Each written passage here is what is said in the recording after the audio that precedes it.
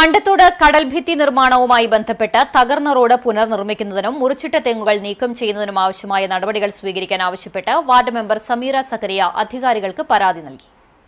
1 കോടിയിലധികം രൂപ ചെലവഴിച്ച് അടുത്തിടെ നിർമ്മാണം പൂർത്തിയാക്കിയ അണ്ടത്തോട് പെരിയമ്പലം ബീച്ചുകളെ ബന്ധിപ്പിക്കുന്ന തീരദേശ ലിങ്ക് റോഡാണ് കടൽഭിത്തി നിർമ്മാണ പ്രവർത്തനങ്ങൾ കാരണം തകർന്നുകൊണ്ടിരിക്കുന്നത്. ടൺ കണക്കിന് ലോഡുമായി വരുന്ന ടോറസ് ലോറികളും JCBയുടെ പ്രവർത്തനങ്ങളുമാണ് റോഡ് തകരാൻ കാരണമാവുന്നത്. റോഡിന്റെ ഇരുവശവും കരിങ്കല്ല് കെട്ടി മുകളിൽ ബെൽറ്റ് കെട്ടി കോൺക്രീറ്റ് ചെയ്ത് റോഡിന് സംരക്ഷണ ഭിത്തി കെട്ടിയിരുന്നു.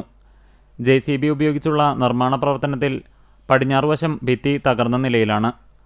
തീരദേശവാസികൾക്കും ബീച്ച് സന്ദർശകർക്കും ഉൾപ്പെടെ വളരെ പ്രയോജനകരമായ റോഡ് തകർന്നാൽ ജനങ്ങൾ പ്രയാസപ്പെടുമെന്നും വാർഡ് മെമ്പർ പറഞ്ഞു.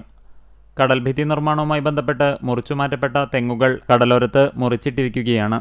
ഇത് കടലിലേക്ക് ഇറങ്ങിപ്പോകാനും അങ്ങനെ വന്നാൽ മത്സ്യത്തൊഴിലാളികൾക്ക് അവരുടെ യാനങ്ങളും വലയും മറ്റും നശിക്കുവാൻ സാധ്യതയുണ്ടെന്നും സെക്രട്ടറിക്ക് നൽകിയ പരാതിയിൽ പറയുന്നു.